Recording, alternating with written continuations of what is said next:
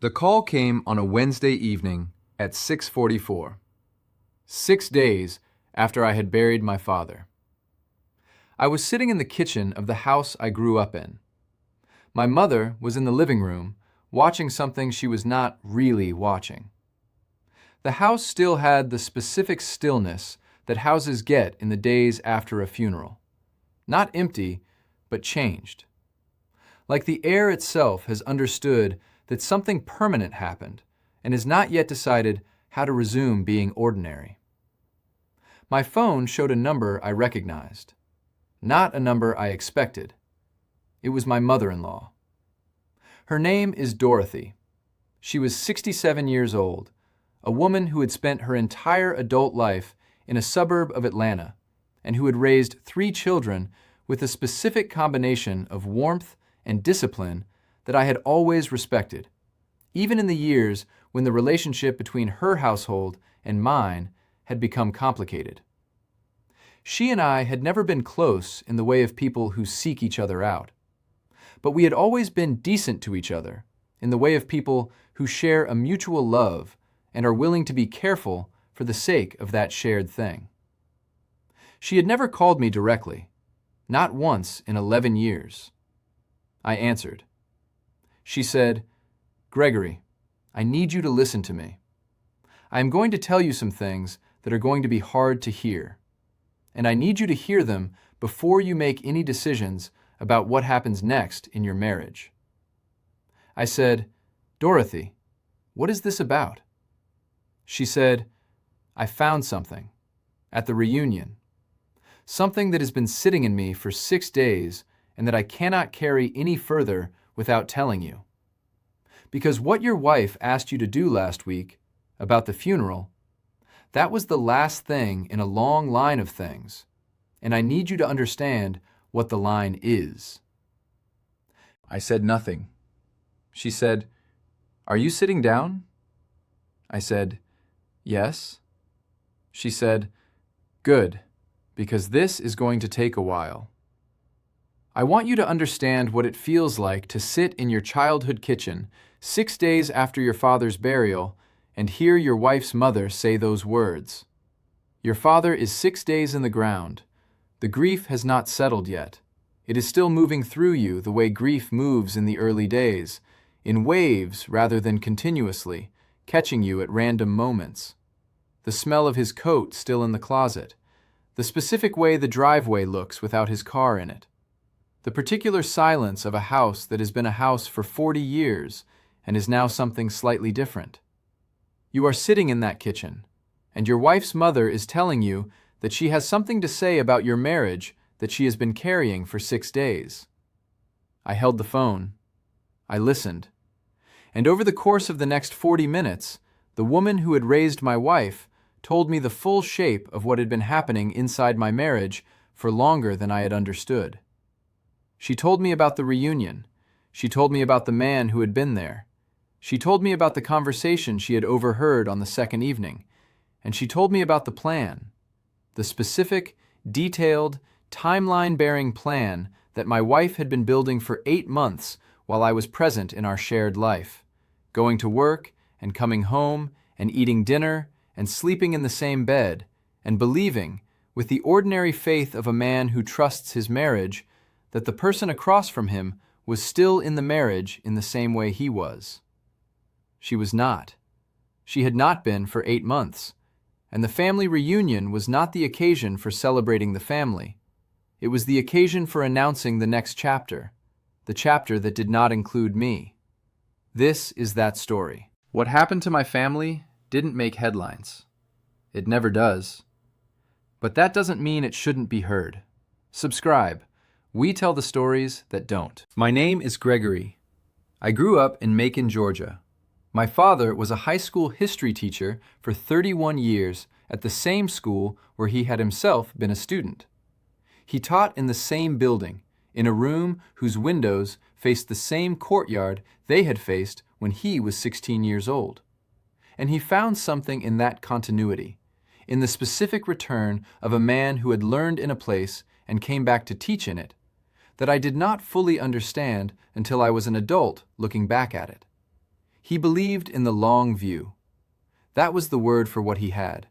Not patience exactly, though he was patient. The long view. The understanding that the significance of a thing is not always visible in the moment it is happening. That history, personal history, family history, the history he taught in that classroom, reveals itself over time rather than all at once, and that the correct response to that reality is to live carefully, with attention, building the kind of record that will read well when the full story is finally visible. I absorbed that, not always consciously. Through 31 years of watching a man go to the same building and do the same work with the same commitment and the same quality, day after day, without requiring the work to be celebrated in proportion to what it was worth. He taught me the long view. My mother was a registered nurse for 27 years. She and my father had been married for 41 years when he died. They were the kind of couple who had built something so completely intertwined that the question of who they were separately was, by the end, almost theoretical. They finished each other's sentences. They had the same opinions on most things and disagreed on a few with the practiced ease of people who had long ago established that disagreement did not threaten the foundation. When my father got his diagnosis, a progressive neurological condition, delivered 18 months before his death, with the clinical precision that these things are always delivered, my mother did not collapse. She organized. She made lists. She researched. She became, in the way that certain people become in the presence of crisis, the most functional version of herself. Not because she was not grieving, because the grief would come and the organizing needed to happen now, and she was the person who was going to do both in the right sequence. I was at their house for most of the last 3 months of his life, driving down on weekends, taking calls during the week, managing the specific logistics that surround the slow departure of a person who is leaving in stages rather than all at once. I will not describe those 3 months in detail because they belong to my parents and to our family in a way that is not fully mine to share. What I will tell you is that I was present, as fully as I knew how to be. In the specific way my father had been present for 31 years in a classroom, not performing the presence, just doing it, every time. I met Renata at 30. She was 28. She was working in event management for a hospitality company, organizing conferences, corporate events, the specific operational choreography of making large gatherings go smoothly. She was good at it, with the specific competence of someone who had found the intersection of their natural skills and a job that required them. She was warm and organized, and she laughed at things that were actually funny, and she had the quality I have always found most rare and most valuable. She was interested in things outside herself. She asked questions and listened to the answers. When my father came up in conversation, early in our relationship, she had asked about him with genuine attention. She had said, "He sounds like a man who knows what matters." I had loved her for that. We married at 33. We settled in Atlanta, which was equidistant from her family in the suburbs and an easy drive to Macon. We built a life that was good in the ordinary ways. An apartment that became a house. Careers that progressed. Weekends that had the specific, comfortable texture of two people who know how to share a life. I had thought, for most of those years, that we were doing the work of a marriage in the right way. The ordinary, unsexy, essential work of showing up and communicating and adjusting and staying. What I had not understood was that one of us had stopped doing that work at some point and had not told the other. And the specific moment when I should have understood, the moment that should have forced me to look at the full picture and name what I was seeing, was the moment she called me in my childhood home with my father in the hospital and told me that the family reunion was not optional. 3 moments. I need you to have all 3 before I give you the rest. The first moment happened in year 6 of our marriage. My father had just had his first serious health episode. Not the final diagnosis, a precursor. A hospitalization that lasted 4 days and that ended in a discharge with new medications and a follow-up schedule, and the specific changed quality of a household where the subject of health has become permanent rather than occasional. I went to Macon for a weekend to be with my parents. It was not planned. It was the kind of going that happens when someone you love is frightened, and you go because the going is the thing. I had called Renata. She had understood, she said. She had said, "Go." I went. When I came back on Sunday evening, she was cooler than I expected. Not cold, cooler. The specific temperature of someone who has been managing something while the other person was away, and who has decided not to say directly what they are managing. She said, "You missed the Hendersons' anniversary dinner." I said, "I know. I sent a card." She said, "We RSVP'd. We were expected." I said, "Renata, my father was in the hospital." She said, "He was discharged Thursday." I said, "I stayed for the weekend. He was scared. My mother needed help." She said, "I understand that. I am saying that our commitments also matter, that our social life and our relationships cannot always be the thing that gets dropped when something happens with your family." I looked at her.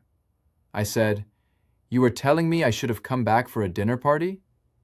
She said, "I am telling you that we need to talk about how we manage competing priorities, because this is not the first time your family's needs have overridden ours." I said, "My father was in the hospital." She said, "I know, and I am glad he is home, and we still need to talk about this." I sat with that, not with anger, with the specific confusion of a man who had just spent a weekend sitting beside his father's hospital bed and was now being told that the problem was his attendance at a social commitment. I did not know what to do with that. I filed it. I continued. The second moment happened in year 8. My father's condition had been diagnosed by then, and the trajectory was clear. The timeline was not. Those timelines never are. But the direction was not uncertain. We were in the last years of him. I had begun going to Macon more regularly, every third weekend, sometimes every other. My mother needed the company and the help, and I needed to be there in the specific way that you need to be somewhere when you understand that the being there is finite. Renata had stopped coming with me after year 7. She had come several times in the early years, and then, gradually, the visits had become mine alone. She had reasons that were always legitimate on their face: work commitments, prior engagements, the logistics of a weekend trip. I had accepted them because they were not obviously insufficient, and because challenging them required a conversation that I did not have the energy to have while I was also managing everything else. But in year 8, at a dinner with friends of hers, I overheard a conversation that I was not meant to hear. She was in the kitchen with her closest friend, Vanessa. I was in the hallway. I had come to find them to say the food was ready. I stopped when I heard my name. Vanessa said, "How does Gregory manage it? Going down there every few weeks?" Renata said, "He just does. It is who he is." Vanessa said, "That must be hard on you." Renata said, and her voice had a quality I had not heard her use about our marriage before, a thin, resigned quality, the voice of someone describing a burden they have accepted but not embraced. "You manage. It is his father. You cannot compete with that." You cannot compete with that. The way she said it, not with love in it, with the specific tone of someone describing a recurring loss in a competition they did not choose to enter but find themselves losing. I stood in the hallway for a moment. Then I went back to the dining room and said the food was ready. I did not say anything to Renata about what I had heard. I stored it the way I stored things, with the long view, with the understanding that the meaning of a thing is not always immediately clear, and that the correct response is to watch rather than to move prematurely. The third moment was the worst one. My father's condition progressed in the final months in the way that these conditions progress, faster at the end than in the middle, in the specific accelerating way that gives you less time to prepare than you thought you had. He was admitted to hospice care in February. The doctors told us we were likely looking at weeks, not months. I went to Macon. I was there for the last 3 weeks of his life. I went home on weekends when his condition was stable enough that my mother had coverage, came back when it changed. This was the arrangement. This was what the last weeks required. Renata's family reunion had been planned for the first week of March. My father died on the 27th of February. The funeral was scheduled for the second day of March. The reunion was the 1st through the 5th. She called me on the evening of the 28th, the day after my father died. She said, "Gregory, I need to talk to you about the reunion." I said, "Renata, my father died yesterday." She said, "I know. I am so sorry. I know how much he meant to you."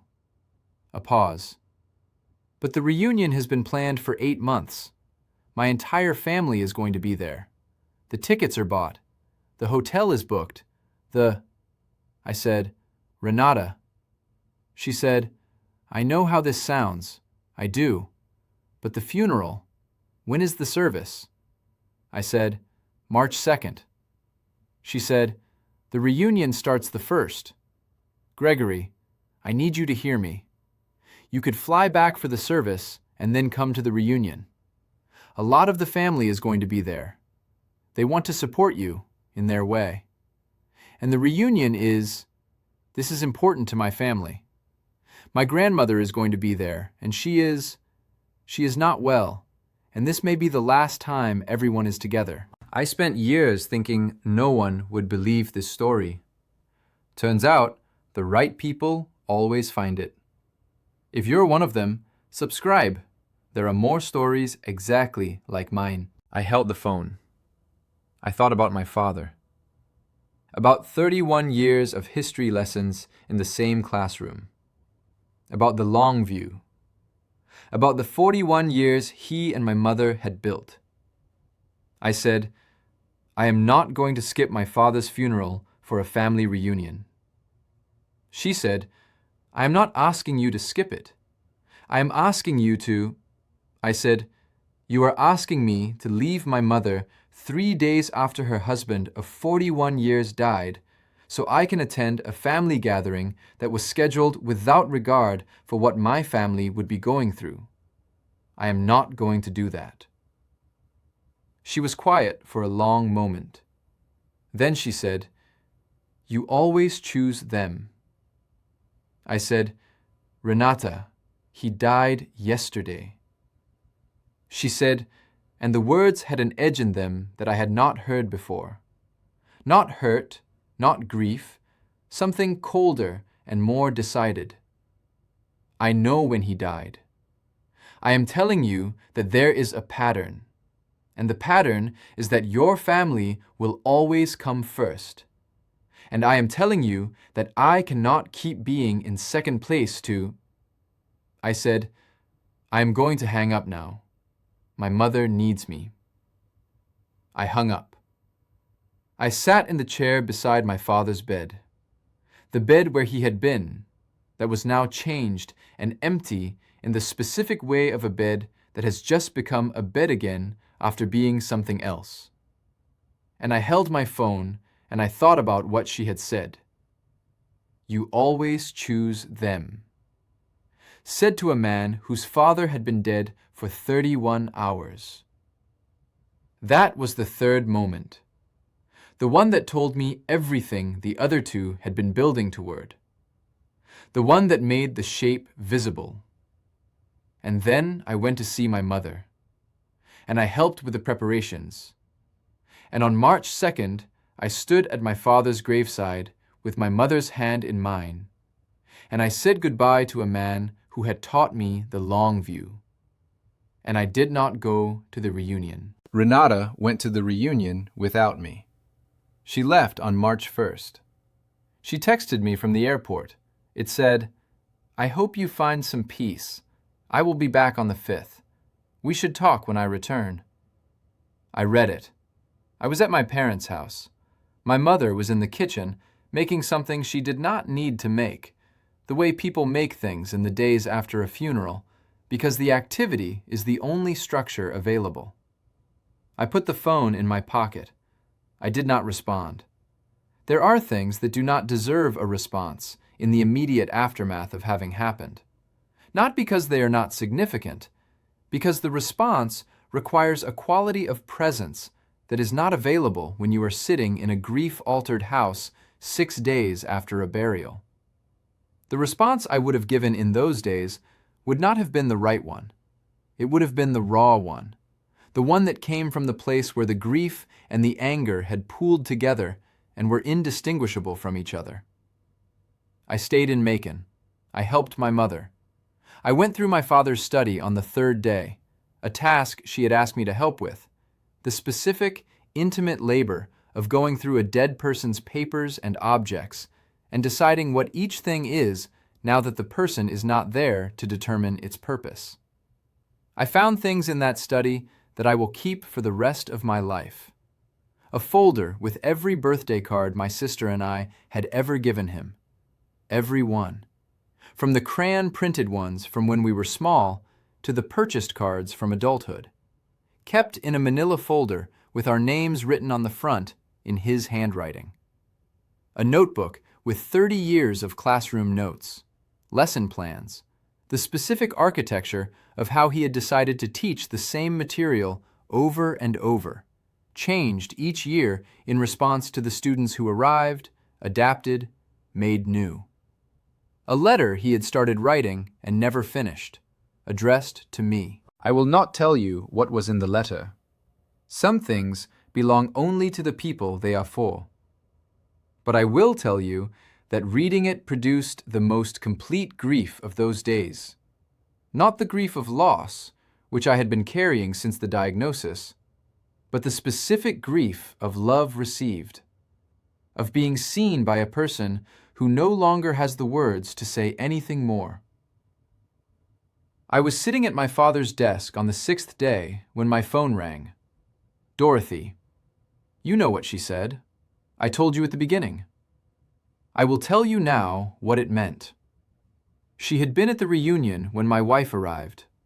She had noticed, in the way that mothers notice things about their children that the children believe are invisible, that something about Renata's manner was different. Not the grief of a woman who had just left her husband in the days after his father's death. Something else. Something that had the quality of anticipation rather than loss. Dorothy had watched. On the second evening, she had passed a room where a door was partially open. She had heard her daughter's voice, and a voice she did not recognize, and words that made her stop in the hallway the way I had once stopped in a hallway to hear something I was not meant to hear. She had heard the plan. Not every detail. Enough. The relationship, which had been going for 8 months. The decision, which had been made before the reunion. The timeline, which the reunion was meant to initiate by introducing the man to the family as the next chapter. Dorothy had gone to her room. She had sat with it for 6 days, and then she had called me. Because she had raised her daughter with the same care that my father had taught history, with the long view, with the understanding that what you do in the present becomes part of a record that will be read later. And she could not read this record and stay silent. She said, "Gregory, I am not telling you this to destroy my daughter's life. I am telling you because you deserve to know the truth before you make any decisions. About the marriage, about your own next steps. You deserve the full picture." I said, "How long?" She said, 8 months that I know of. I said, "Before or after the diagnosis progressed?" She was quiet for a moment. She said, "Before." I sat at my father's desk. I said, "Dorothy, I need to ask you something." She said, "Ask." I said, "Did she know? When she called me the night after my father died and asked me to come to the reunion, did she know he was going to be there?" A long silence. Dorothy said, "Yes." I sat with that. My father's folder of birthday cards was on the desk in front of me. I said, "Thank you for calling me." She said, "I am sorry, son. I am so sorry." I said, "I know you are." We stayed on the phone for a while after that, not talking, just present with each other in the way of people who have both arrived at the same difficult understanding and have nowhere else to put it at that moment. When we hung up, I looked at my father's letter. I thought about what he had written. Then I went to find my mother, and I sat with her until dinner time, and I did not say anything about the phone call because she had enough to carry, and this was mine to carry for now. I drove to Atlanta on the 4th day after Dorothy's call. Not to the house Renata and I shared, to Dorothy's house. She had asked me to come. She had said, "I need you to see what I found, not just hear it, see it. Because seeing it is different from being told, and you deserve to see it." I drove 4 hours. I thought, for most of that drive, about my father, about the long view, about what it means to live carefully and build a record that will read well when the full story is visible, about a man who kept 30 years of classroom notes and a folder of birthday cards, and started a letter to his son that he did not finish, because death has its own timeline and does not wait for the letter to be complete. About what he would say to me if I could ask him. I thought I knew. He would say, "See the full picture first, then decide from the full picture, not from the part you can see in the moment, not from the grief or the anger or the specific combination of both that makes every acute feeling seem like the correct basis for permanent decisions. See all of it, then choose." I pulled into Dorothy's driveway at 2 in the afternoon. She met me at the door. She was wearing the specific expression of a woman who has been carrying something heavy and who is both relieved and devastated to be putting it down.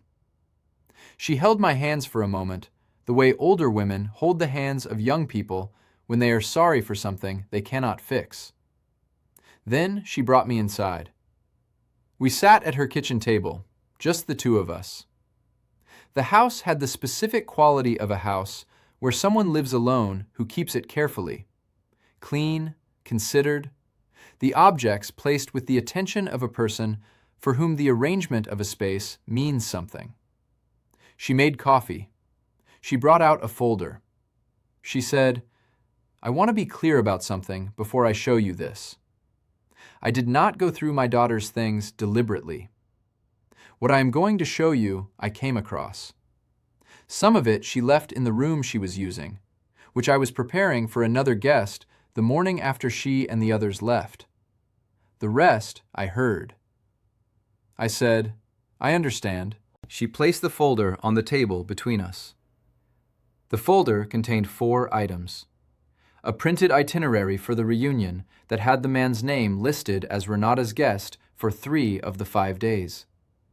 A series of text messages that Renata had left printed beside her bed.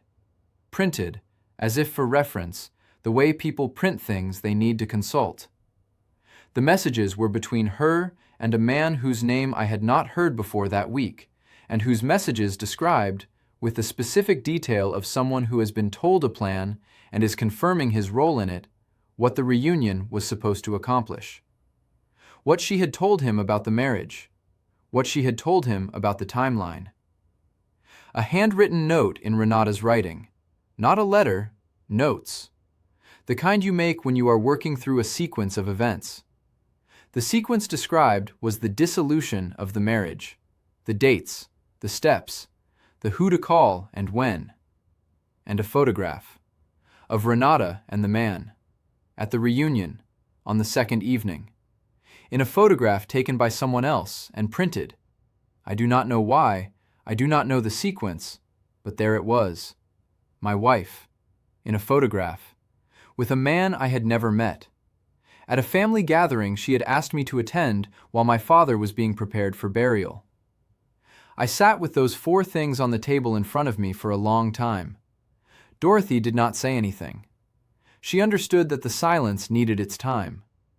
She had raised 3 children, and she knew that some things need space before they need response. I looked at the itinerary, the text messages, the notes, the photograph. I thought about the phone call the night after my father died. Gregory, the reunion is important. My grandmother may not be well. This may be the last time everyone is together.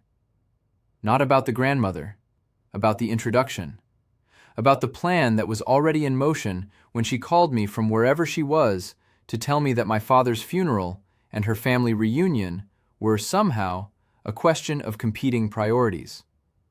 My father had been dead for 1 day, and she had been managing a plan that had nothing to do with him and everything to do with a future she had been constructing for 8 months.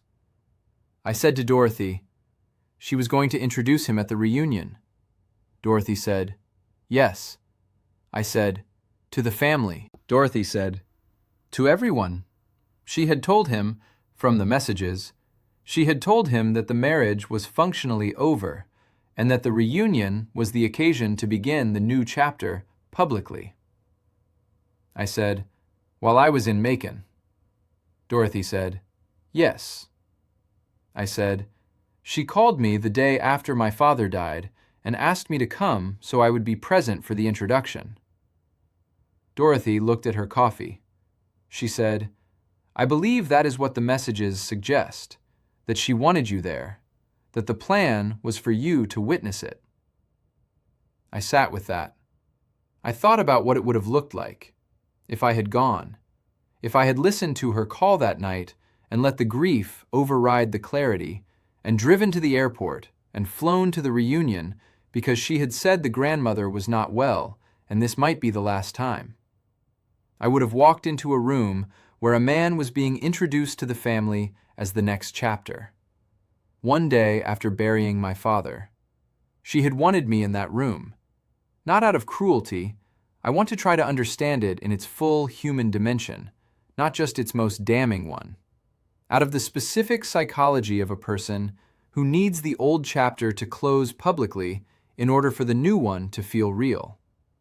She had needed me to see it, to understand that it was happening, to be present for the announcement so that the announcement was undeniable. She had called me the night after my father died and asked me to come. I said, Dorothy, why are you telling me this? You could have stayed quiet. She is your daughter. Dorothy looked at me. She said, she is my daughter. You are right. And I love her. I will love her after everything. That does not change. She paused. She said, but what she asked you to do, what she called you and asked you to do the day after your father died, that is not who I raised her to be. I raised her to understand that some things are sacred, that the grief of the people you love is not a scheduling conflict, that when the person who chose to spend their life with you is standing at his father's grave, you stand beside him. You do not call from an airport to negotiate the calendar. She picked up her coffee cup. She set it down. She said, I could have stayed quiet, and my daughter's plan would have proceeded on her timeline, and you would have found out the way you were supposed to find out, publicly, in a room designed to make it irreversible. And I could not do that. I could not do that to you, and I could not do that to the memory of what your father was. I looked at her. She said, he was a good man, Gregory. He was a good man, and he raised a good man, and good men deserve to know the truth. That is all. That is the whole of why I called. I said nothing for a long time. Then I said, "Thank you, Dorothy." She reached across the table and put her hand over mine. We sat there in her kitchen in the afternoon light. Two people who had loved the same woman in different ways, and who had both, in this kitchen, arrived at the same difficult understanding about what that love required. Renata came home on the 5th. She walked into our house and put her bag down and came to find me in the living room and sat across from me and said, with the composure of a person who has already decided how this conversation is going to go, "We need to talk." I looked at her. I said, "I know." She said, "Gregory, these last few months have been—" I said, "I went to see your mother." She stopped. I placed the folder on the coffee table between us. She looked at it. She looked at me. The composure left her face in the specific way it had left the faces of other people in other rooms, in other stories. Not all at once, but sequentially, the architecture of the prepared response losing its structure when the room turned out to contain something the preparation had not accounted for. She said, "My mother." I said, "Yes." She said, "She told you." I said, "She showed me."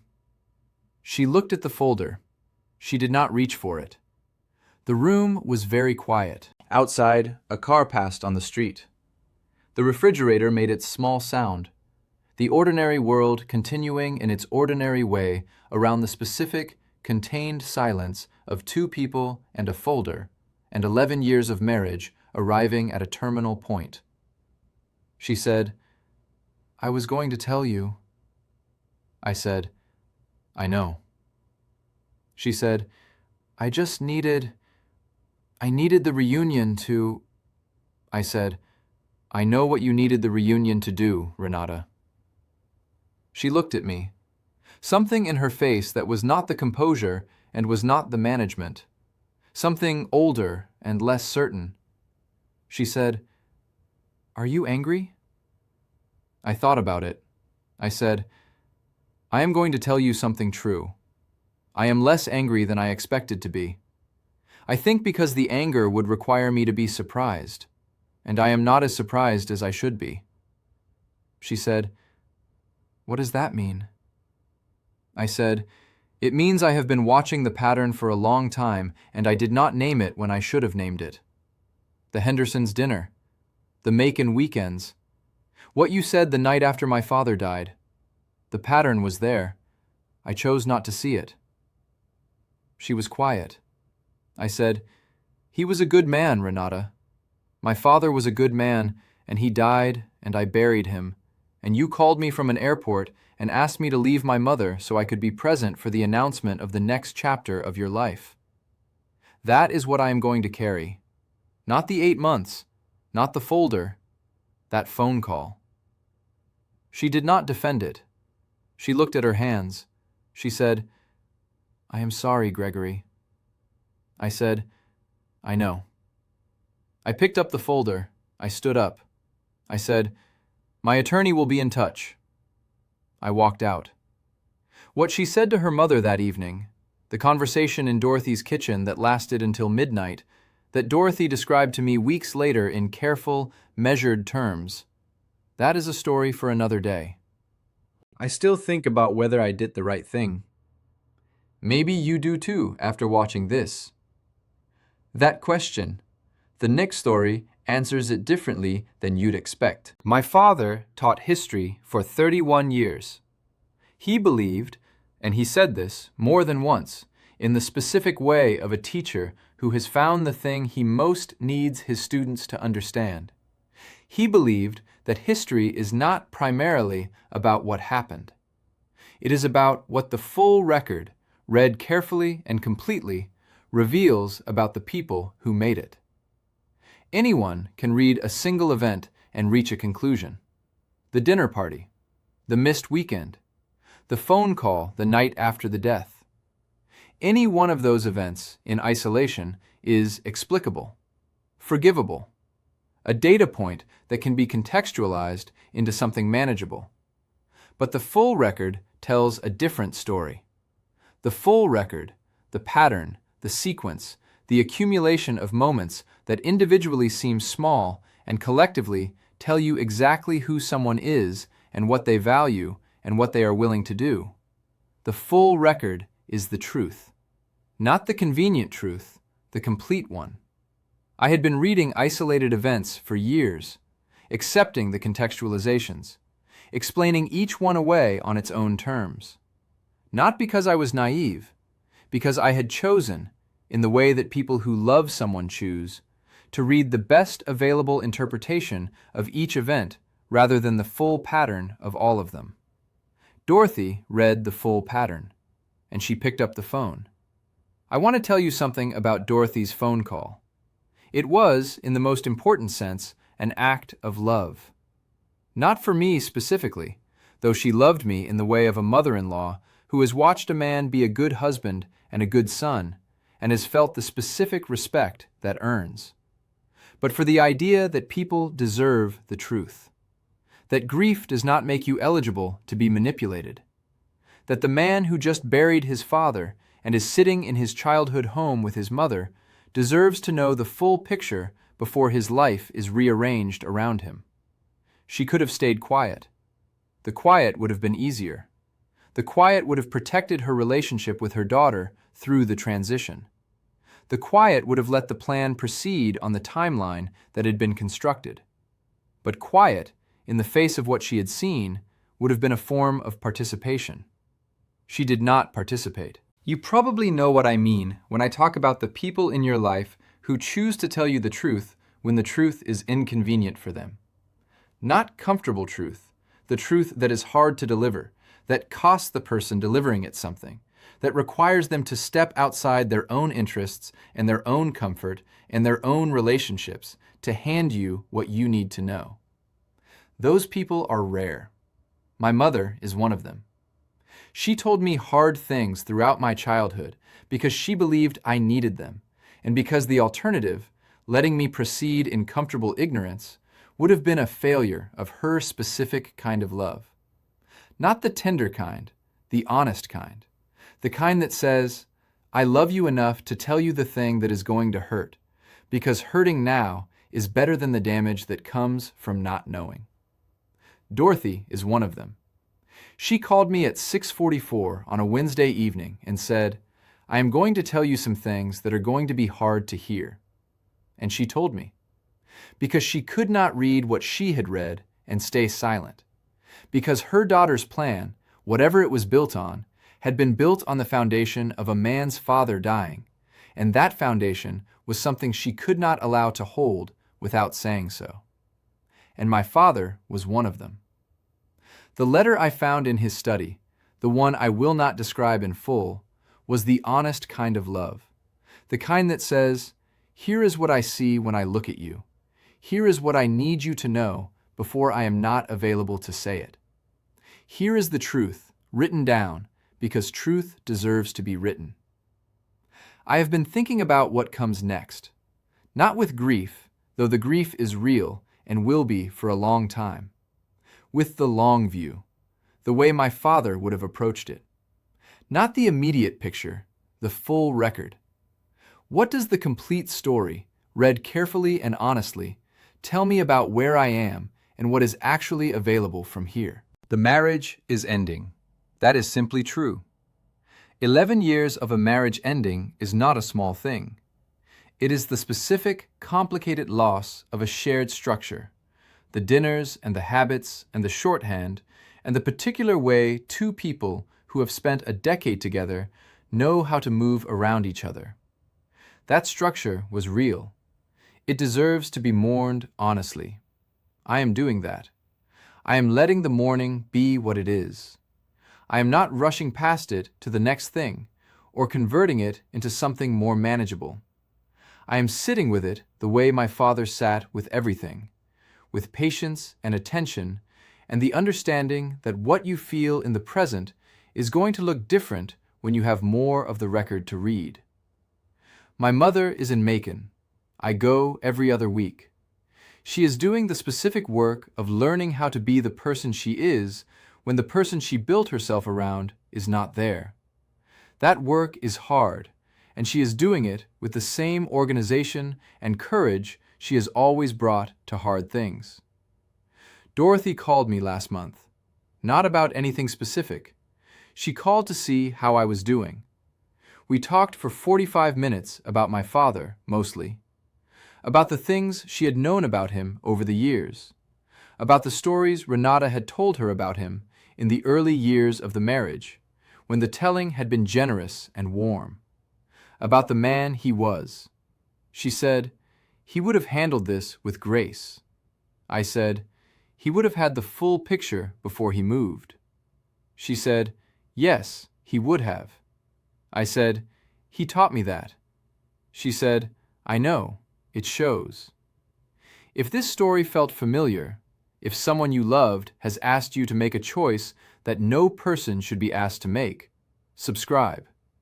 I will be here next week with another story about the people who tell you the truth when the truth is inconvenient, about the long view, about the specific, irreplaceable value of knowing the full record before you decide anything permanent. You are not alone. And the people who love you honestly, even when it costs them, those people are worth everything.